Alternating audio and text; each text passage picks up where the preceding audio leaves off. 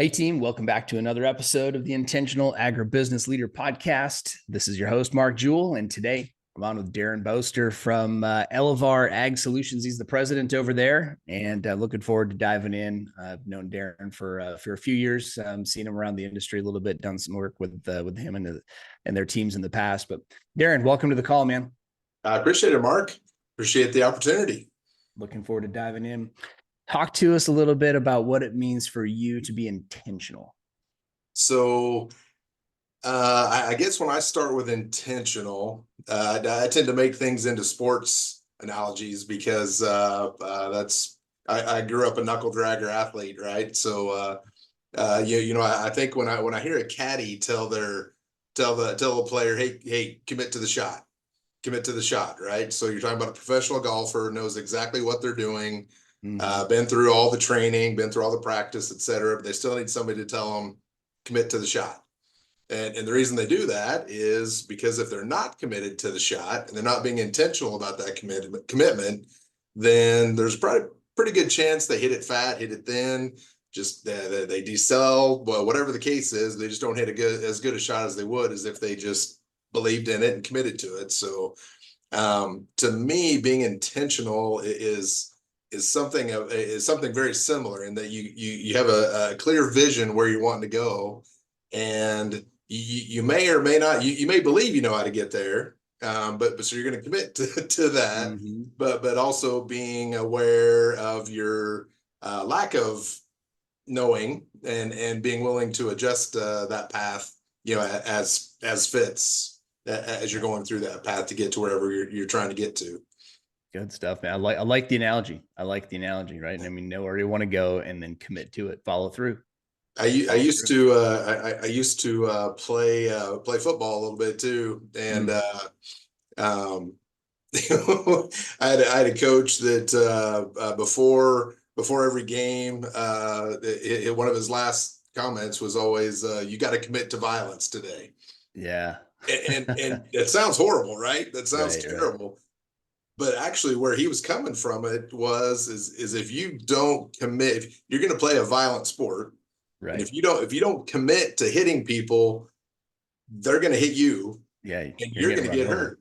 Yeah, and you're going to get hurt. And so I'm telling you to commit to violence today because that's what it's going to take. Mike, it's funny. My dad used to coach that into me when I was a kid because I wasn't the most aggressive. I didn't love wrestling and hitting, and I wanted to play football in a bad way, but I had to learn that aggression and allowing myself to just unleash, right? And make it fun actually to take the other guy out, to hit the other guy. Right. Exactly. It took me a while to learn that. But you really you have to commit to that violent act of, running that quarterback over or, just hitting somebody head on. Yep, exactly. Yep. Exactly. So business is no different. A great mindset. Yeah, it really is. Yep, absolutely. Good stuff, man. Well, you guys are doing a little bit of growing over there at Elevar. Talk to us a little bit about the company, what you're up to, what you guys do. Give everybody a little bit of insight under the hood. Sure. So Elevar, we started Elevar Agri-Solutions. We started it July of 2021. So we've been just almost right at 3 years. What Elevar Agri-Solutions is your classic fertilizer buying group. Everything's pretty similar to most models in terms of you're trying to get members that commit their fertilizer demand to you to go out and buy and try to find the best deals. Maybe gather some volumes to get better deals, that kind of thing. Optimize amongst your members, all the normal buying group kind of things. We also commit to full transparency on that, which historically is having come from a fertilizer supplier side of the world.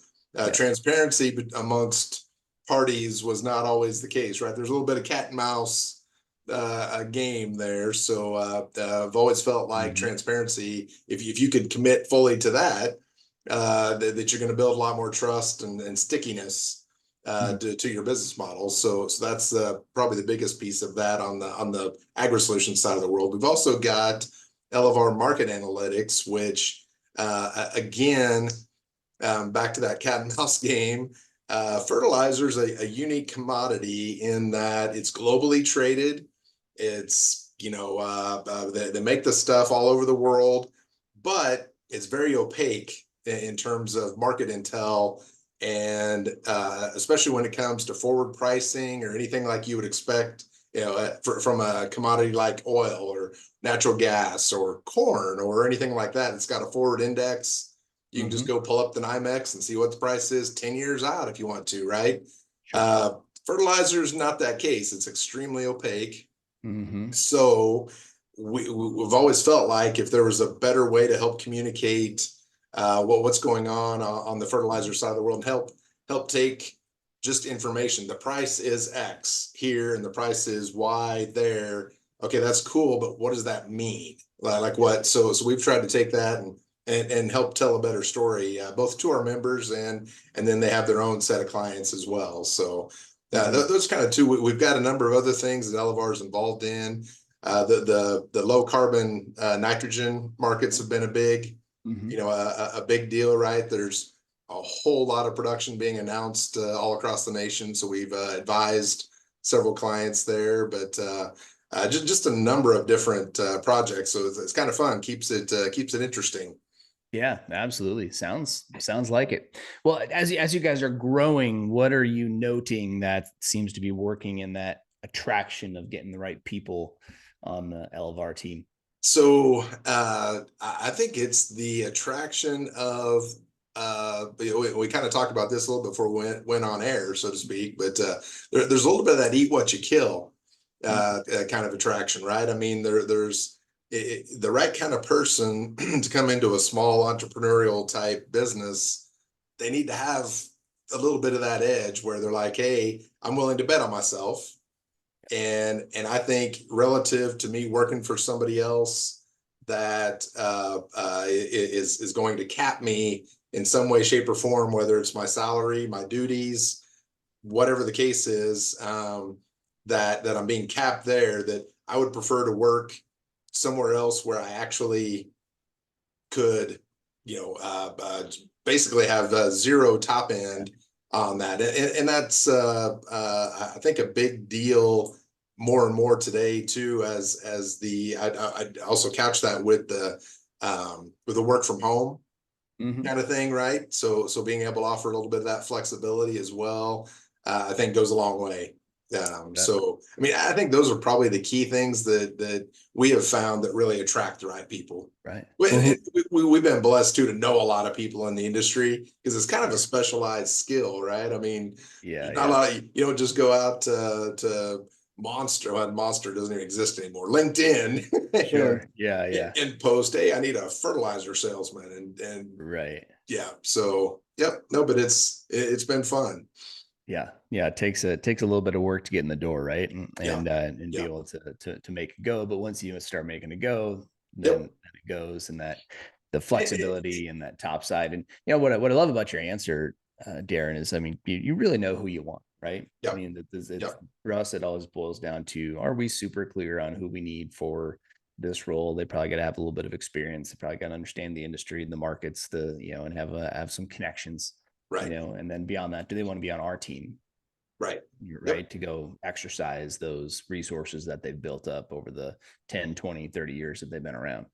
And the one thing I'd probably add to that as well is, to your point, knowing the industry. Agriculture is such a seasonal thing that it's just not your, my phone rang at 6 a.m. this morning. It'll probably ring at 9 p.m. tonight. And it's because it's planting season, right? I mean, it's spring. This is the fertilizer Super Bowl. So people that understand that help, right? I mean, someone that's not just coming in saying, hey, now I'm looking for an 8 to 5, because that's really, unfortunately, people farm, they don't farm 8 to 5. So it doesn't work that way. So Yep, absolutely. Well, such is the world where we can be reached anywhere, anytime, right? These days, but and just knowing and having some respect of the industry. And in our business, we don't really run, at least in our row crop focused customers, we don't run any training events in April, May, and the first half of June. There's just nothing getting scheduled. Right.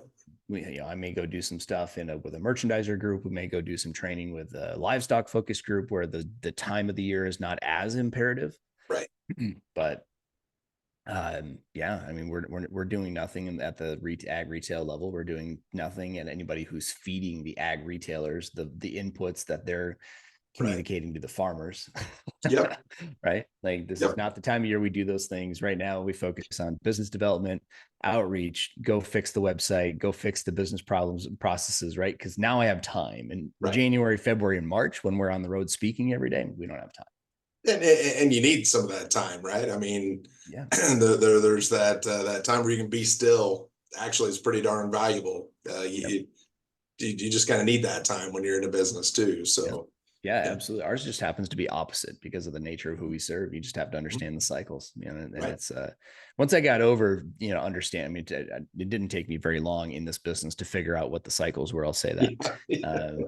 But you stop beating yourself up saying, man, I can't get anything done. Can't get anybody to call me back. Well, of course, they got other things going on. It's Yep. not your fault. So And you probably wouldn't want to ask them many questions this time of year because you might not that's like right. their answers That's right. very That's right. much. Yeah. Yeah. Absolutely. So, Yeah. well, good man. You've been in large organizations, and now you're in more of a small startup size organization. Yeah. Culture is important in both those places, but I'm curious. What do you think works for you on building culture intentionally? Right. So I mean, I think it all starts with communication, right? I mean, you to build a culture, and to your point, I've run my own business where my own business was me. That was it. So culture was pretty easy on Yep. that one. Yeah. I have I worked for Koch Industries, Koch Fertilizer. So, a company with over 100,000 employees. And they focused a lot of time on culture there as well. And then now with this company, communication is huge. And I think the going back to the transparency thing, whether you want to call it transparency, honesty, respect, just the sharing of what's going on in your business, because if your folks don't understand the vision, and you aren't upfront with them about kind of what your expectations are, Yep. relative to meeting that vision, then your culture is probably not going to be that good. There was uh, oh, I'm trying to remember what it was called, but James Clear had a Mhm. really cool graph in Atomic Habits. It was called like the latent, I can't think of what it was called now, but it was a graph basically about how when people, there you go, Sitting right here. great book. But it was a graph about the kind of the trek of, here's what somebody came into a role expecting, and then Mm. here's where actual results were coming out below that line, and that's when you get a lot of discontent and a lot of, right. I mean, that's when people get unhappy and leave, or quiet quit, as they say, and Yep. things of that nature. So um, to me, that was a really, the communication piece of that just is super important. I mean, Yeah. yeah, Yep. yeah, it was called something about latent potential. Now is what the Yeah. graph. I'm trying to look it up in the book Yeah, because I got it sitting right here in front of me. the plateau of latent potential, I think, is Yeah, what it that was sounds called. about right. Yeah. Yeah, yeah, Yeah. This is Atomic Habits has been one of the most recommended yeah, books on the podcast. yeah. So, and I had never read it, so I finally picked up a copy, and we're just getting into it, but we're in the process of not only reading but implementing the book Unreasonable Hospitality Yeah, sure, sure. into our business, which Will Gadara, and so both really really good books. But it's a great book on excellence Right, and how to create excellence in your business. And so we've really been paying attention to what that looks like, and we know that we have a superior training and coaching product to what most can get in the marketplace, at least as it pertains to developing the mindset of your employees. right, But we're always looking for what does a 4-star experience look like? Like, what right, would build such a deep moat around our service that people wouldn't think about before they went and bought it somewhere else? They just think come to us and say, hey, like, is that something that you guys can do for us? right, right. Because even if we weren't, at least now we've got the connections and we can bring in the people that we think would do a better job, that are aligned with the way that we want to help this client do business. So Well, and if you want to be able to differentiate yourself with any kind of premium for your services. You're obviously not going to do that without, superior customer service, customer experience, whatever the takeaway is. Yep. Yeah. But it's to bring it back to the culture question, right? That's an important aspect Mhm. of culture, because we can't just flip the switch tomorrow and be this much more excellent. Right. Right. Even Right. if it was that, Exactly. if I just pull one lever and I'm 10% more excellent tomorrow or 50% more excellent, everybody would do it. Right. Like, it takes intention and time and knowing, kind of like what you said at the beginning, right? I have to be able to see what we want in our culture, and then commit to that Right. and do the things to follow through, which means measuring, which means Yep. training the team, which means, reading the books and making the investments and sending them to training and doing all the things. So Right. That's the and lifelong learner, right? I mean, you just have to be a lifelong learner for because sure. whatever you thought you knew, I mean, if you thought you knew fertilizer, 10 years ago, and I've talked to a lot of people that had retired 10 years ago, and they're asking about things, and I'm going, holy cow, I forgot how that used to be. And it's nothing like that today.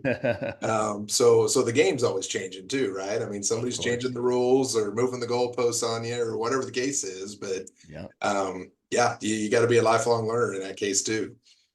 for sure. Well, what's over the course of your career, Darrin, what's been the biggest hurdle that you found yourself having to overcome? Um, I would say, well, I'll give you a couple examples. So my very first job out of college, I worked at a company called Tramco. They make drag conveyors, belt conveyors, Okay. things of Yeah. that nature.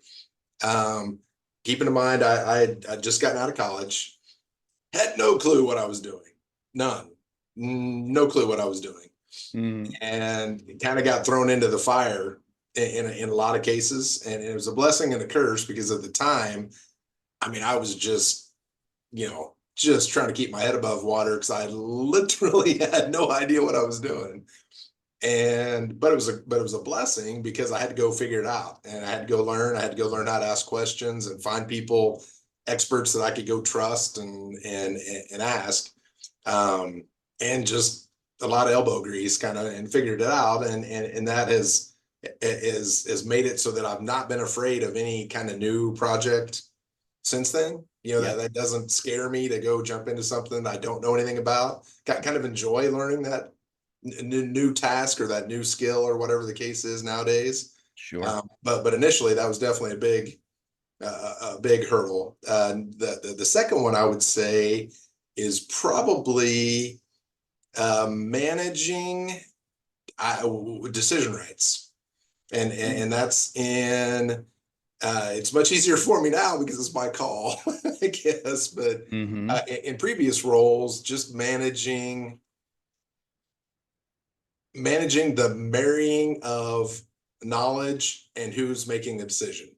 So Mm, who has the best knowledge? So should in theory have the final say so, if you want to say, right. as well as then being able to make an efficient decision and move on down the road versus grinding Mm-hmm. and grinding and grinding and grinding on something that because you're having to push that whatever the deal is, a project, a Yeah. sale, a purchase, whatever it is, uh, through someone with decision rights where you're struggling to uh, help them understand, if that makes sense. Yeah. And And do I'm you kind of think, rambling there, but well, yeah. So is the challenge then, you have folks that report to you, and we have to decide who's got the right level of experience to be able to pull the trigger on that particular decision. And yes, like, and where's that cutoff between, like, where does it have to come up to me right. versus I just let them have it, because there are certain things that I just don't need to be having my eyes and ears on and my energy in every single Exactly. day. Is that Exactly. where you're going with that? Exactly. And enough that I'll use the old proverbial saying, enough that they're able to stub their toe, but not break their neck, right? It's Sure. you want it to You have a be. lot of violent analogies today, Yeah, Darrin. exactly. That's funny. I never thought about it, but you're right. Yeah, you're Yeah, right. yeah. Yeah, but it's it's apropos in that hey, you can recover from from a stub toe, right? From broken Right, neck. That's right. bad. That's a So lot harder. it's no different than me. the same way as I don't want them to stub my toe or break my neck either, in terms of making a decision that could take the company down, for example, versus just something that, yeah, might be a little painful here in the near term, but man, we learned a lot from that mistake, that kind of thing. So you got to give them enough to do that, to be able to make mistakes. Yep. Yep. Good. Um, do you find people just struggle? And I think, but this is my hypothesis. I think there's a certain percentage of the population that just has no problem making decisions, and then others that struggle Absolutely. to be decisive. Absolutely. Yep. And also depending on the number of choices, that also is a layer of that too, but absolutely agree with that. Mhm. Um, and the one that has no trouble making a decision doesn't necessarily mean they should be the leader either. Yeah. It doesn't mean they're making good decisions, but they just have Yeah. no problem making a decision and moving on. Yep. Well, so we have an assessment tool called Strength Scope, Uh, and not to be confused with Strengths Strength Finder. And finders. Yep. yeah, what it measures is what do you derive energy from when you're doing these kinds of things, or things that fit into these categories at Right. work, at home, really in any part of life. It's all based on how your brain is wired and or naturally wired. And so we have a natural proclivity to, say, relationship building, or being detailed, Right. on Right. the on another end of that, or being results focused, so really Sure. driving to that result. Yep. And then one of the 24 categories is decisiveness. Uh-huh. Okay. And so, and these things are, for the most part, like, you may have one or two that will grow in or out of kind of your assessment if you were to take it multiple times over a career, based on what you're going through. But the base of your things are pretty much going to be the same. Right. So when we're coaching with this, we're looking for what gives that employee the most energy. And if we can help them solve for the challenges that they have within that job using their energy giving strengths, then they have less burnout. Right. Okay. So Yep. that's the Makes whole perfect idea. sense. Can we keep them focused and having more fun? And for me, when I'm using we call them energizers, when I'm using my energizers, I actually get more energy as the day goes, Right. as opposed to, and so detail orientation is not a big energizer for me. I have to hire for that. Right. Can I do detail? Sure. Right. Can I Yep. clean my house to the level of my wife's expectation? Absolutely. Absolutely. Yeah. Do I need a nap and a beer when I'm done? 100%. Absolutely. Right. Yeah. Yeah. If not but two or there, three beers. Yeah. but I can sit here and record. I'll do some. I mean, it gets a little bit long, but I'll sit here and do 4 or 5 podcast interviews in a day, and I've still got energy left in the tank to go do other things. Right. Right? Right. Because being in relationship building mode, and being in just having these types of conversations, and just happening to hit record to capture them, is something that lights me up. I enjoy doing it. Right. I So, used to be a youth entrepreneur classroom volunteer. oh yeah, yeah. And so one of the classes I helped with, they'd asked for a speech kind of Mhm. thing. And I was like, so what do you want me to talk about? And she said, it's up to you. And I was like, okay, good. Because I've actually got a topic that I think fits, because I've heard this phrase in your classroom. So I kind of want to address it. Yeah, And of yeah. course, again, it's a youth entrepreneur. So you're talking about 16, 17-year-old kids, right? Mhm. And everybody's always in there going, you just got to follow your dreams, chase your dreams. Whatever your dream is, that's what you go do. And you'll be, to your point, what they're suggesting is you'll have all the energy because you got a Mhm. passion for it. You're going to go get it.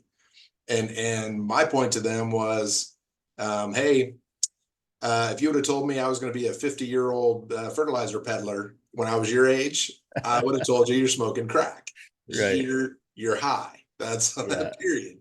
Yeah. And I said, so to me, what I want to take is that phrase, but break it down to, I think what you're doing Mhm. with your Yeah. tool is break it down to the next level is, do you enjoy being a sole contributor? Do you enjoy being a teammate? Mhm. Do you enjoy just Exactly. competitive activities, so sales or buying, or Mhm. engineering, something creative, or what is that passion? Not that because Mhm. you're 16 years old and you've only been exposed to baseball, you Yep. think baseball is that's your be all end all. Well, it's the only thing you've ever seen.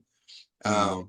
So taking that phrase and breaking it down to that, I think, is what you're doing with your Yeah, and we strengths. we even go, I'd say, one level more granular, where with this assessment, we can help you do any job Right, with right, more energy and feel right, better by the end of the right. day.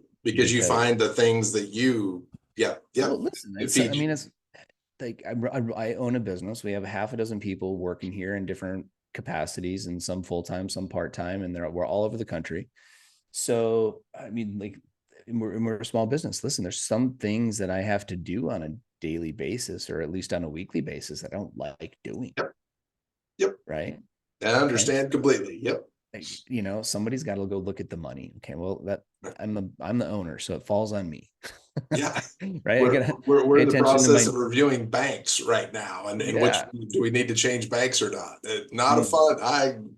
Not fun, but you Mhm. got to do it.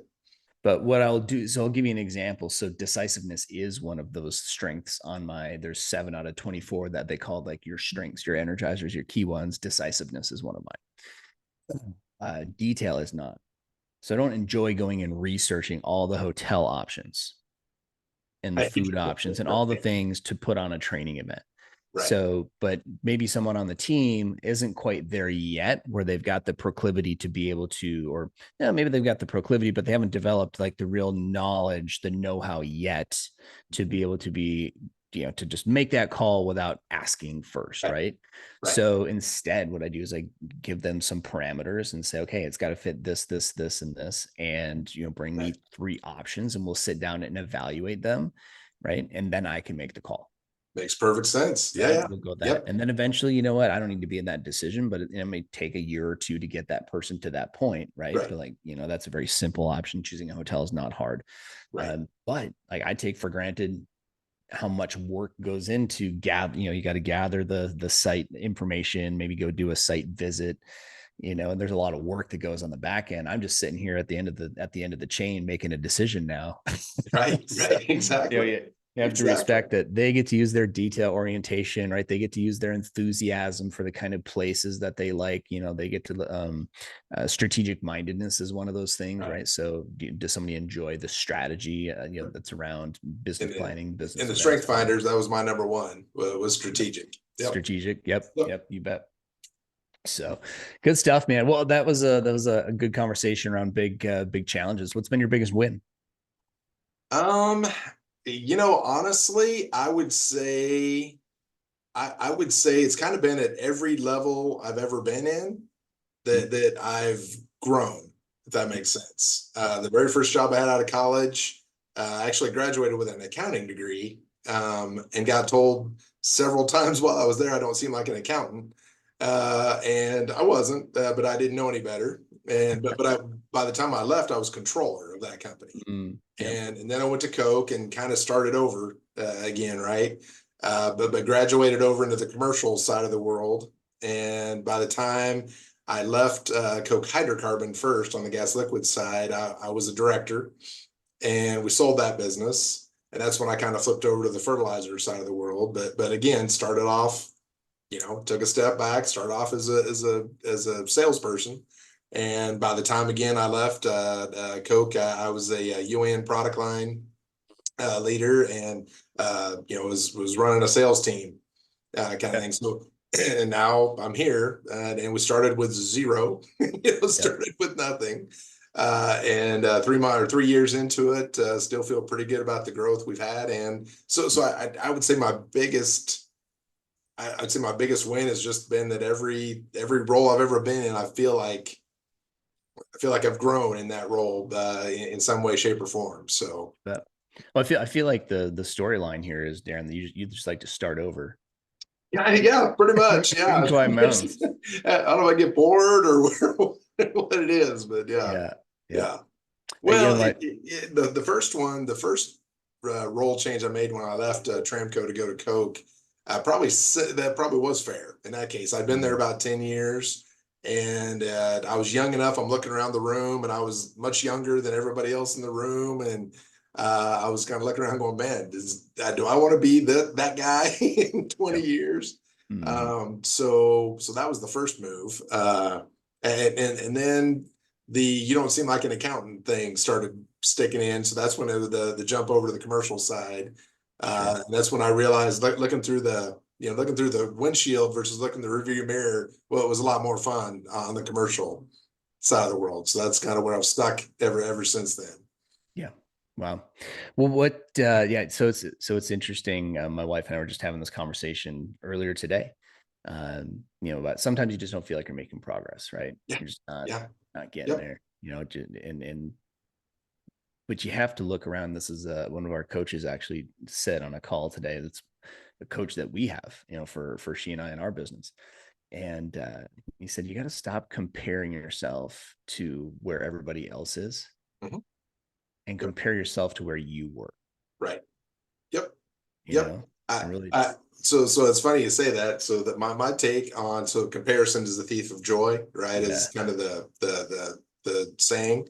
yeah, And so my take on that is comparison is the thief of joy, but you got to check the scoreboard. mm, You can't mm, take your eyes off the scoreboard still, right? I mean, yeah, and right, that's to your point, what you're comparing yourself to on that scoreboard yeah, is the key, right? Are you comparing yourself to last week and yourself, or are you trying to compare yourself to an outside party, of some kind? But it's one of those universal truths, right? I mean, if you're just constantly worried about, well, they're making more money than me, or they seem to have more free time than me, or whatever the case is, exactly, you're yep. not going to be a happy person. Yep. You're always comparing yourself against some imaginary thing. You have no idea what that person, that company, that business has gone through. What inspired that for me, Darrin, was, you're talking about, well, starting out in the accounting role and learning that role, ending up as a controller, moving over into the fertilizer industry, and then kind of hitting the crescendo in that role, and then now going and starting something new, right? To some level, it's like, man, this guy's a glutton for punishment. Like he Yeah, does like he likes there's to some go of out that there and too. have hard things to do, right?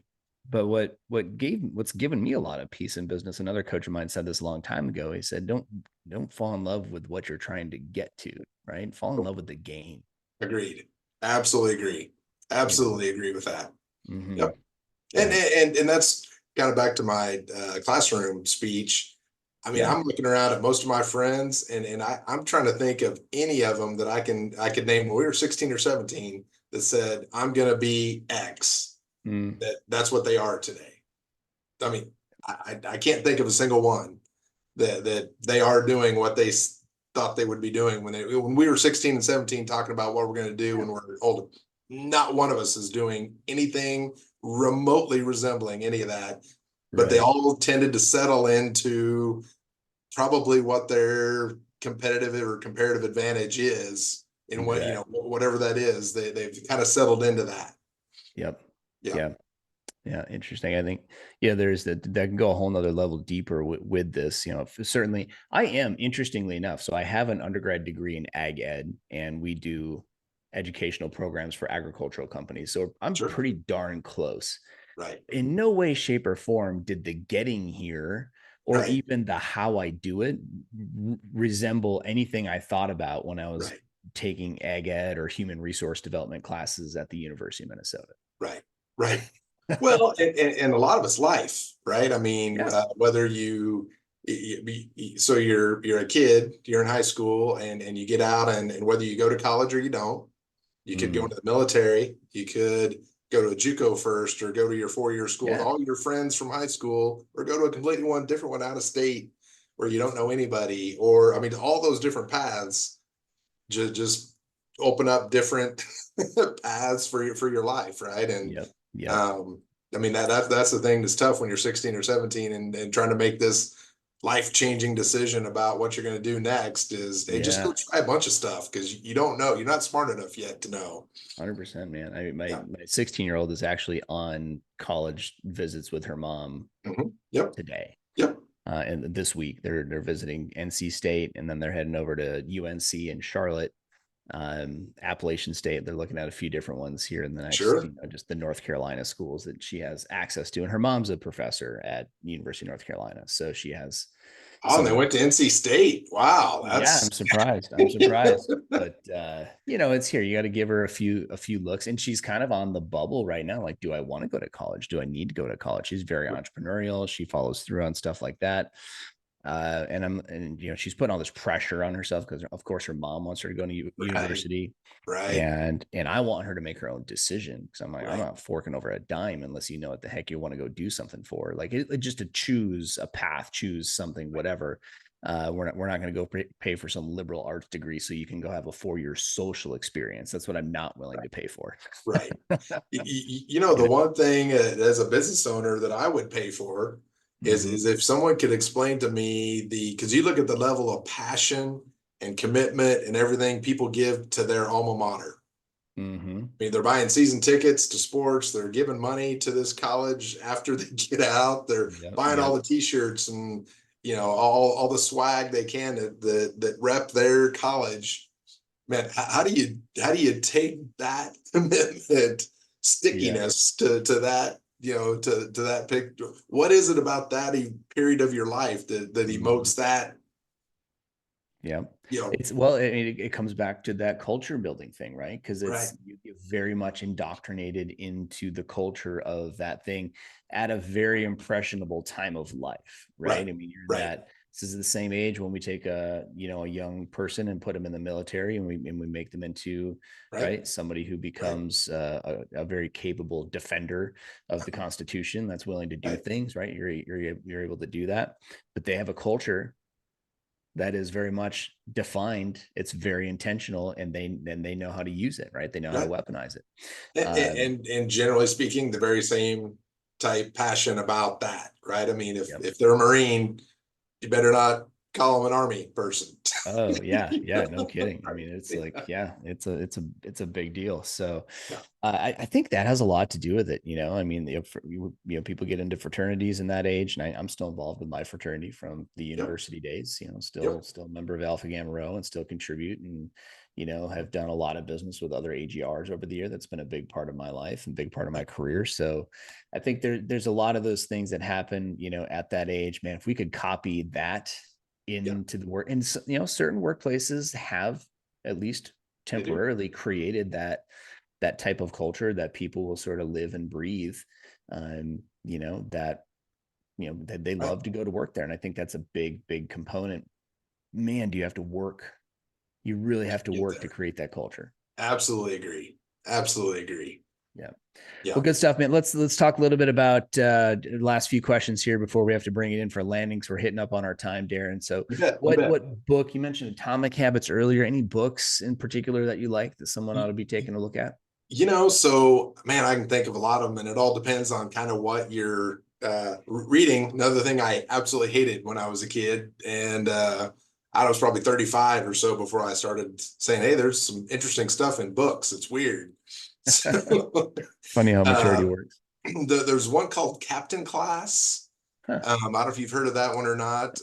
It basically is an exploration of all these dynasty type teams and Mm-hmm. who their Okay. captain was, and then Oh, okay. what was unique about that captain, kind of thing. So very interesting. Again, a culture, because that captain was the culture warrior for Right. that Yeah. team, right? He was the glue for that team. So Hmm. anyway, it a very very interesting read. A Team of Teams. Mm-hmm. What was another one, which again, it's kind of back to the decision rights scenario where I found it interesting that you've got a general trying to manage the war in Afghanistan and Iraq, and he Okay. realizes that command and control doesn't work when you're fighting a guerrilla Mm-hmm. enemy, and so very interesting read to me. I'm a big fan of Nassim Taleb. So Skin in the Game, Black Swan, some of those are really good reads too. Cool. Annie Duke's Thinking in Bets. Okay. Um, say so it just kind of depends on what you're looking Yeah. for. There's a whole bunch there that I haven't read. So now Yeah, the list is going to grow. yeah. Big C.S. Lewis fan. If you're Yep. looking for something a little more, faith-based or spiritual, Yep. kind of thing. Big C.S. Lewis fan. Yeah. I've got the Pretty whole tough to go collection wrong sitting here on the there. bookshelf. Yeah. Very good. Yeah, yeah. Yeah. Awesome, man. What, who's been somebody you've really admired in your career that you've looked up to? So there's a few. I mean, there's actually quite a few. I would say I've been blessed enough to work with probably three what I would consider geniuses, like freaks of nature, Mm. when it comes Mm. to how they go about their particular roles. So a couple of them were well, actually, kind of all three of them, I guess, were at Koch at different varying levels. And one of them I'm lucky enough to still work with today. One of them passed away, and then another one is retired since then. But and I think what I admired from them obviously was just the mental capacity to take very complicated things and break them down into simple things that even an idiot like me could understand it. So the willingness to take time and actually share knowledge and help others develop. 'Cause I just saw them do it a lot and tried to incorporate that into my toolkit there as well. But so those guys I admired more from, like I say, their business acumen and skill in that realm. And this is going to sound super cliche, but my mom. So my mom passed away in 2004, and so I grew up with a sister that's got some mental handicaps, and didn't. There were so many things that I didn't realize about my mom until she got sick. And then you start really kind of digging into things and start talking about her past and past family life and things of that nature, and start connecting dots in your head. And holy cow, if there was anybody that took forgiveness and grace towards people that didn't deserve it, and just a servant's heart, I said, I know it's cliche. I know it's cliche. No, honestly, I don't you know might be anybody the that's first. done it better. A lot of guys have mentioned their dad. You may be the first one in almost, I don't know, 70 plus interviews that has mentioned their mom. So It was, kudos to yeah. mom of So the call me a mama's boy. son I of the don't year know, but award right there. I say it because I look back again. You do a lot of reflecting, right? Yeah. Is there? Unfortunately, you do it at the end of life, right? That's unfortunate, but Right. instead of doing it beforehand. But I look back at the times. There was no, when I was growing up, there was no wait till your dad gets home. No, mom took care of business. That Well, if I better was getting a butt whooping, done. I don't know that my dad ever spanked me. Honestly, don't. I mean, his mom took care of business right Mom then and handled there. it. And then I say, and then I think back to how much time and life she invested in my sister.